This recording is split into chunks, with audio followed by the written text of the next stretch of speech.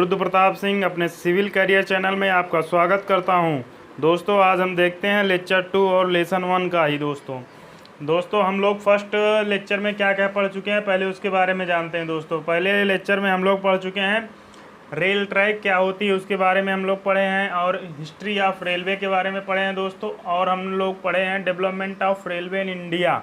और दोस्तों पढ़े हैं हम लोग जोन, ये सब पढ़ चुके हैं। जोन कितने प्रकार के होते हैं, कौन कौन नए जोन है, कौन पुराने जोन है, उसके बारे में हम लोग अध्ययन कर चुके हैं। आज देखते हैं दोस्तों रेल परिवहन के लाभ, एडवांटेज ऑफ रेल ट्रांसपोर्ट, इसके बारे में हम लोग अध्ययन करेंगे दोस्तों। आइए देखते हैं। फर्स्ट है दोस्तों हमारा सुरक्षित व सस्ता परिवहन है हमारा रेलवे। देखते हैं रेल परिवहन अन्य परिवहनों की तुलना में अधिक सुरक्षित एवं सुविधाजनक, सुखदायक तथा सस्ता होता है। इसमें किराया भी कम लगता है दोस्तों और सुविधाजनक भी होता है। मतलब सुविधाजनक में क्या कह सकते हैं दोस्तों, मान लीजिए हम बस उसमें जाएंगे दोस्तों, क्या होगा, बैठ के जाएंगे। इसमें क्या सुविधा रहती है कि हम लोग इसमें आराम से लेट के भी जा सकते हैं, ठीक दोस्तों। और देखते हैं दूसरे नंबर पे क्या है, लंबा सफ़र। लंबा सफ़र के लिए दोस्तों सबसे बढ़िया कंफर्टेबल रहती है। आप एसी वाला बुक करवा लीजिए, आराम से सोते हुए जाइए, आपको पता नहीं चलेगा, आप पहुंच जाएंगे। देखिए दोस्तों देखते हैं यात्रियों की अधिक संख्या तथा लंबी दूरी की यात्रा के लिए यह एक उत्तम साधन है। रेल इंजन में मोटर वाहनों की भांति स्टीयरिंग नहीं होती है। मतलब स्टीयरिंग का मतलब समझ रहे हैं, जैसे आप बस में देखेंगे स्टीयरिंग होती है, इसमें स्टीयरिंग नहीं होती है। गाड़ी रेल पर दौड़ती हुई अपनी दिशा बदल लेती है। रेल पर दौड़ती हुई अपनी दिशा बदल लेती है, मतलब समझ रहे हैं। रेल को हम दोस्तों आपको पहले बता चुके हैं, जो रेल है वो हमारी दोस्तों पटरी को ही रेल बोलते हैं। रेल पर मतलब पटरी पर चलते ही अपनी दिशा बदल लेती है। आपको बता दें दोस्तों ना, स्टेशन मास्टर बैठे होते सब अपना कंट्रोल करते रहते हैं। तीसरा देखते हैं दोस्तों उपलब्धता क्या क्या है। रेल प्रणाली में से जुड़े सभी स्थानों पर आसानी से पहुंचा जा सकता है। रेल सेवा पूरे वर्ष दिन रात मतलब 365/24 दिन रात मतलब कह सकते हैं उपलब्ध रहती है। ये सुविधा मतलब रात दिन उपलब्ध रहती है, आप कभी भी जा सकते हैं और आ सकते हैं, ठीक दोस्तों। देखते हैं फोर्थ नंबर में माल वाहन। माल वाहन में क्या आता है दोस्तों, कच्चे माल को औद्योगिक क्षेत्र तक ले जाने तथा फैक्ट्री से तैयार माल को उपभोक्ताओं तक पहुंचाने का रेल एक सस्ता व उत्तम साधन है। सस्ता भी है और उत्तम भी है। जो दोस्तों आप लोग देखते होंगे बाहर से जो हमारा मान लो पेट्रोल आता है या कोयला आता है, तो किसके द्वारा लाया जाता है, हमारे रेल के ही द्वारा लाया जाता है। और इससे क्या होता है दोस्तों, भारी मतलब कि बहुत ज़्यादा मात्रा में अपना माल हम ले आ सकते हैं बाहर देशों से, या तो हम यहाँ से भेज सकते हैं, बहुत अधिक मात्रा में बाहर भेज सकते हैं, ठीक दोस्तों। ये हमें फ़ायदा रहते हैं, सस्ता भी रहता है और फ़ायदा भी रहता है। देखते हो दोस्तों फिफ्थ नंबर में क्या आता है, सार्वजनिक उत्थान। क्या होता है, कृषि उद्योग तथा व्यापार के उत्थान। कृषि उद्योग तथा व्यापार के उत्थान में रेलें मुख्य भूमिका निभाती हैं। उन्हीं नगरों की उन्नति अधिक तेज़ी से हुई है जो एक उत्तम रेल मार्ग से जुड़े हुए हैं, ठीक दोस्तों। इसका कहने का मतलब ये होता है कि आप अगर कृषि क्षेत्र में काम कर रहे हैं और आपका मान लीजिए स्टेशन से घर पास में ही है, तो इससे क्या होता है कि आप अपना घर से कुछ सामान, मान लीजिए शायद सब्जी ही है, अब दूसरे शहर ले जाना है, तो अब तुरंत गए थोड़े अपने खेत में और लेके ट्रेन के थ्रू निकल गए। इससे क्या बहुत बेनिफिट होते हैं दोस्तों। और ये होता है कि आपको सब सस्ते में काम हो जाएगा। आप मान लो कोई वो भी चालू करना चाहते हैं बिजनेस भी, तो आप अगर रेलवे के बगल में आपका मकान है या कुछ है, तो आपको कोई फ़ायदा बेनिफिट रहता है और आप चालू भी कर सकते हैं। कोई भी बिजनेस है, मान लीजिए एक छोटी सी दुकान भी डाल सकते हैं, तब भी अच्छी कमाई है। ये सब बेनिफिट होते हैं रेलवे मार्ग के पास में अगर आपका घर और हो तो, ठीक दोस्तों। 6 नंबर में देखते हैं दोस्तों क्या आता है, भूमि मूल्य। जिस क्षेत्र में रेल पटरी डाली जाती है उस क्षेत्र में रेलवे से जुड़ी भूमि तथा आसपास की संपत्ति का मूल्य बढ़ जाता है। यही कहने का मतलब यही था दोस्तों कि अगर आप रेल मार्ग गया हुआ है आपके पास शहर से या आपके घर से बगल से निकला हुआ है कहीं से, तो क्या होता है कि वहाँ अगल बगल की सारी ज़मीनें महंगी हो जाती हैं। आइए दोस्तों देखते हैं 7 नंबर में क्या है, आपात सेवा। आपातकालीन स्थिति में तथा अकाल पड़ने पर बड़ी मात्रा में आवश्यक वस्तु, खाद्य सामग्री, कपड़े, दवाई रेलवे द्वारा कम समय में प्रभावित क्षेत्रों तक पहुंचाई जा सकती है।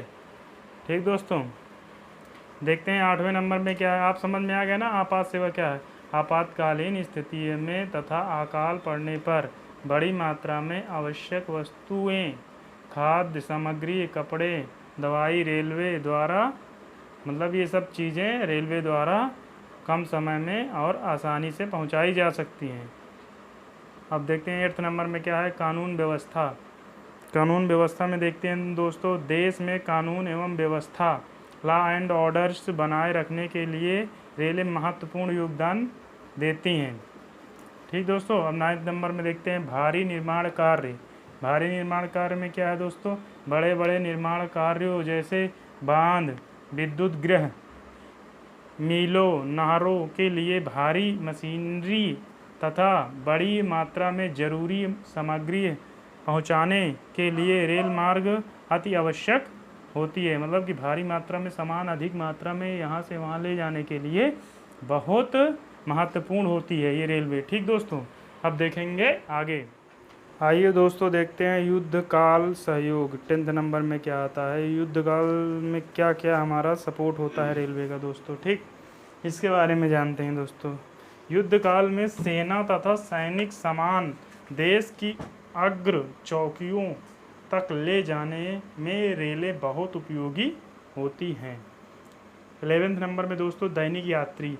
रेलवे के कारण शहरों तथा महानगरों पर आवासी भार कम पड़ता है, क्योंकि हजारों लोग जो काम धंधे के लिए प्रायः बाहर से आते हैं, संयम काल तक रेल द्वारा अपने अपने स्थानों पर लौट जाते हैं। कहने का मतलब समझ रहे हो दोस्तों, जो लोग बाहर काम करने जाते हैं वो रेल के द्वारा जाते हैं और शाम को रेल के सहारे फिर वापस अपने घर आ जाते हैं। ठीक दोस्तों, हम लोग देखते हैं अगला टॉपिक, स्थायी मार्ग, परमानेंट वे किसे कहते हैं, इसके बारे में जानते हैं। इस्पात की दो समांतर पटरियां जिन पर गाड़ियां चलती हैं रेल मार्ग या रेल पथ कहलाता है। जिन पर गाड़ियां चलती हैं, लोहे का जो इस्पात होता है उसे हम क्या कहते हैं दोस्तों? रेल मार्ग कहते हैं या रेल पथ कहलाता है। ठीक, रेल मार्ग को स्थायी मार्ग भी कहा जाता है, स्थायी मार्ग भी कहते हैं। अब देखते हैं दोस्तों रेल क्या होती है उसके बारे में जानते हैं। फिर दोस्तों हम लोग देखेंगे इसका अच्छा फिगर बनाएंगे, उस फिगर में आपको अच्छे समझाएंगे। आप लोग पहले इसकी थ्योरी देखिए, फिर उसके बाद फिगर में देखिए किसे रेल बोलते हैं, किसे फिक्स प्लेट बोलते हैं, किसे गटर बोलते हैं, सब कुछ दिखाएंगे दोस्तों आपको। ठीक, आइए देखते हैं रेल क्या होता है दोस्तों, इसके बारे में जानते हैं। ये वेलित इस्पात की धरन होती है जिनका शीर्ष मोटा तथा पात चपटा होता है। शीर्ष मतलब उसका हेड जो होता है मोटा होता है और जो इसका फुट होता है दोस्तों क्या होता है? वो चपटा होता है। एक पटरी के लिए पास पास दो रेलें अनुदैर्ध्य दिशा में लगाई जाती हैं। अनुदैर्ध्य दिशा में लगाई जाती हैं। ठीक दोस्तों, एक पटरी के लिए पास पास दो रेलें क्या की जाती हैं? अनुदैर्ध्य दिशा में लगाई जाती हैं। रेलों को गेज की दूरी पर समांतर बिछाई जाती है। समांतर बिछाई मतलब समझ में आया, दूरी समान रहनी चाहिए। मान लो 1 किलोमीटर दूरी समान है, 1 किलोमीटर बाद अलग हो जाए, ऐसा कुछ नहीं, दूरी हमेशा सेम रहेगी दोस्तों। तो यही बोला गया है कि दूरी समांतर रहनी चाहिए। रेलों को लंबाई की दिशा में जोड़ने के लिए, जो रेल होती है दोस्तों, रेलों को लंबाई की दिशा में जोड़ने के लिए इनके सिरों पर इस्पात की फिक्स प्लेटें लगाकर उनमें फिक्स बोल्ट कस दिए जाते हैं।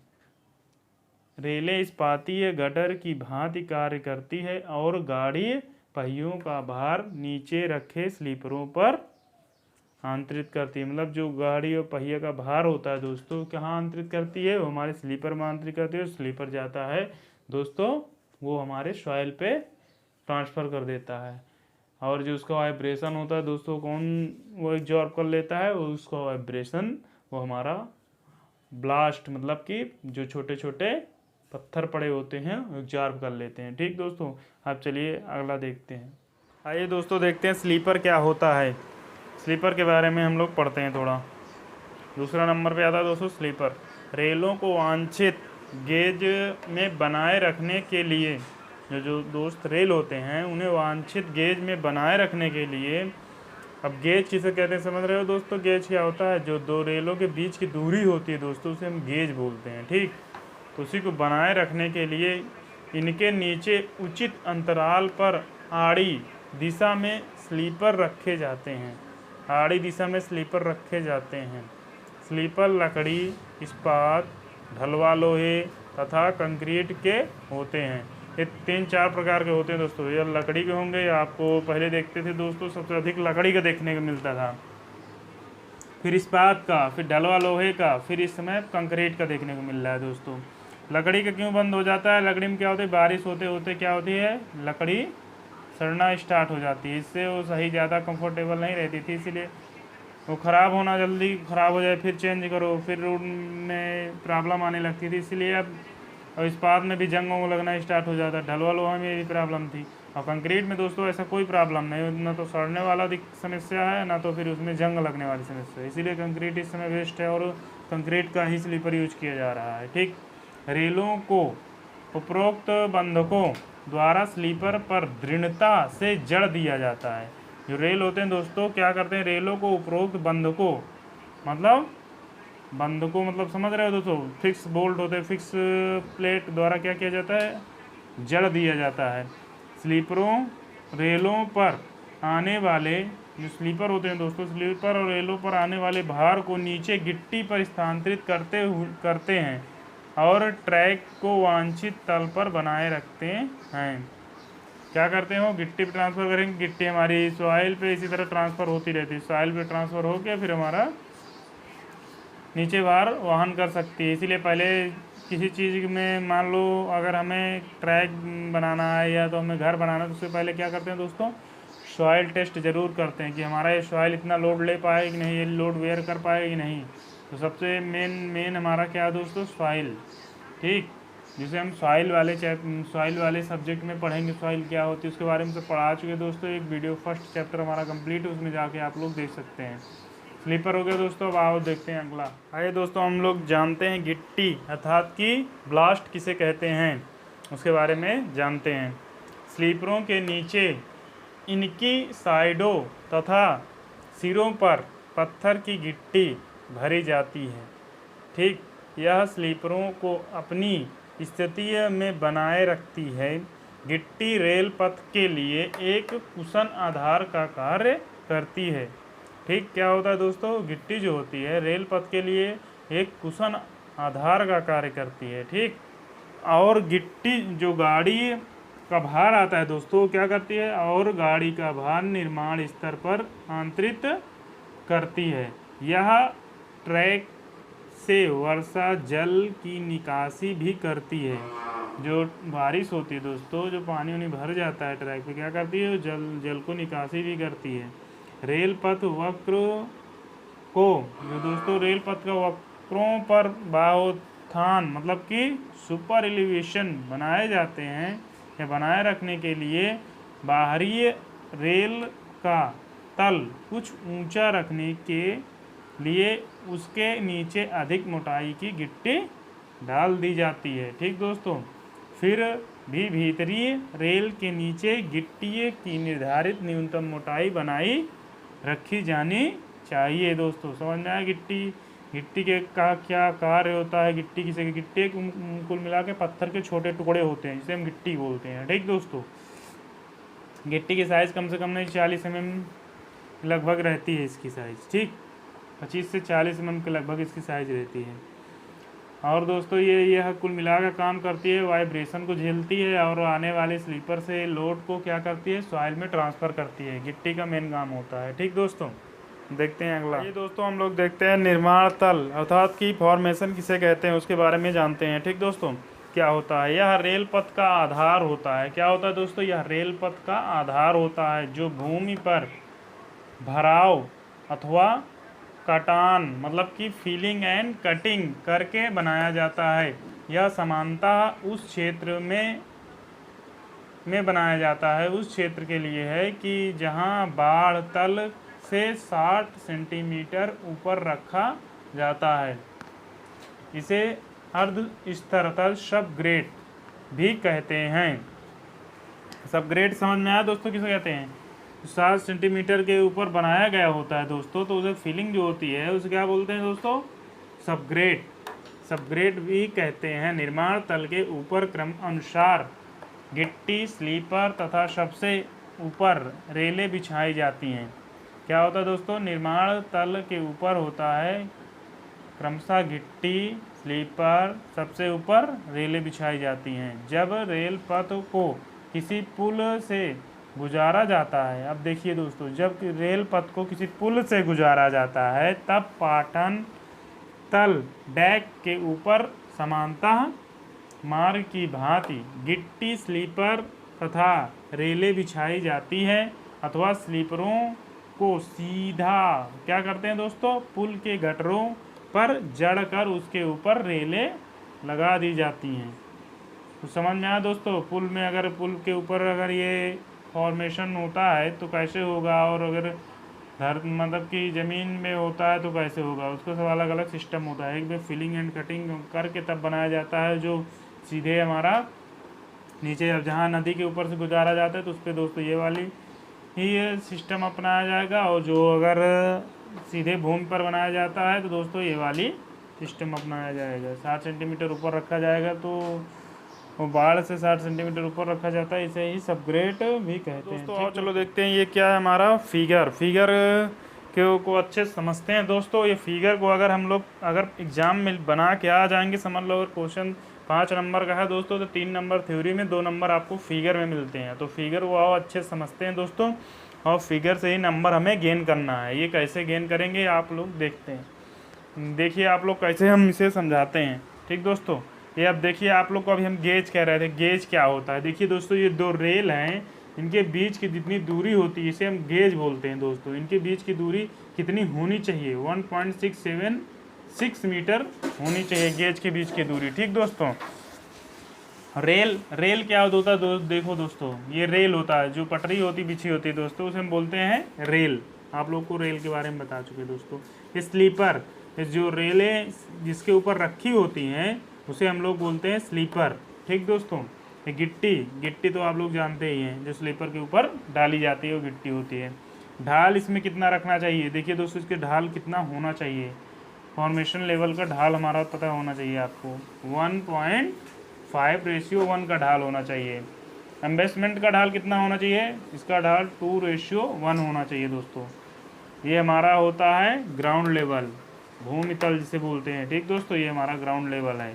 ये हमारा भराव बंधक, एम्बेसमेंट किसे कहते हैं? एम्बैंकमेंट इसमें लिखा है, मगर एम्बेसमेंट पढ़ते हैं, ठीक दोस्तों, इसे एम्बेसमेंट बोलते हैं। निर्माण तल तथा अर्ध स्तर मतलब कि फॉर्मेशन लेवल, ये हमारा फॉर्मेशन लेवल होता है, ठीक दोस्तों। अब तो समझ गए होंगे दोस्तों। अगर ये फिगर दोस्तों, केवल आपको इतना याद करना है कि फिगर कैसे बनाना है। पहले आपको देख लेना है, पहले हमें फॉर्मेशन लेवल बनाना है और उसके बाद हमारा इन्वेस्टमेंट बनाना है। ये पहले हमारा इन्वेस्टमेंट तैयार कर लेना, उसके बाद हम लोग फॉर्मेशन लेवल बनाएंगे। फॉर्मेशन लेवल बना के और उसमें हम लोग क्या करते हैं दोस्तों, गिट्टी डाल देते हैं। उसके बाद उसका डाल बना के गिट्टी डाल देंगे, स्लीपर बिछा देंगे, उसके ऊपर रेल बिछा के उसके रेल के बीच की दूरी दिखा देंगे कितनी होती है। ढाल इसको दिखा देंगे दोस्तों, दोनों का ढाल दिखा देंगे। बस केवल आप इतना फिगर बना के चले आइए, जितना पढ़ाया गया है उसे लिख के चले आएंगे दोस्तों। क्वेश्चन आता ही आता है, ये समझ लीजिए। क्वेश्चन स्थायी मार्क परमानेंट वे में पूछेगा। 5 नंबर का क्वेश्चन आता है दोस्तों, समझ लो 5 नंबर का आता है। तो 2 नंबर आपको फिगर देता है, 3 नंबर थ्योरी देती है दोस्तों। तो आप लोगों ने हमारी यहाँ तक वीडियो देखी दोस्तों, उसके लिए बहुत बहुत धन्यवाद दोस्तों। आप अपने सिविल कैरियर चैनल को लाइक, शेयर एंड सब्सक्राइब करें और फुल सपोर्ट करें दोस्तों। इसके लिए बहुत बहुत धन्यवाद दोस्तों।